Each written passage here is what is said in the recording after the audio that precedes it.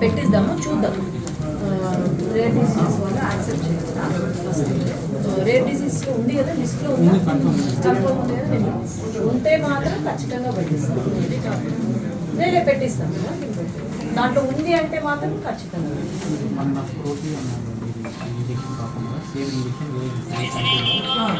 అది ఒకసారి గణేష్ నెంబర్ ఉందా?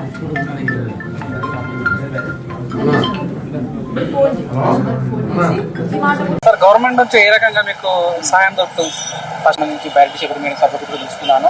ఆ మోటివ్ అంతా ఒకటే అండి, నా కోరిక అంతా ఒకటి, ఎలాగైనా నా పాపను కాపాడుకోవాలని. బట్ నంద్యాల నుంచి బయట చెప్పి మేడం గారు మనకు సపోర్ట్ చేయడంతో సీఎం రిలీఫ్ ఫండ్ కింద మనకి మేడం గవర్నమెంట్ టీడీపీ తరఫున గవర్నమెంట్ సెంట్రల్ నుంచి మనకి అమౌంట్ శాంక్షన్ చేసేలాగా వాళ్ళు కృషి చేశారు. దగ్గర 50 లక్షలండి పీఎం రిలీఫ్ ఫండ్ 50 లక్షల దాకా మనకి అమౌంట్ చేశారు. దీని రిజిస్ట్రేషన్ కోసం ఇప్పుడు నేను హైదరాబాద్కి వచ్చాను. ఈరోజు మార్నింగ్ నిమ్స్ హాస్పిటల్ రిజిస్ట్రేషన్ చేయించుకున్నాము.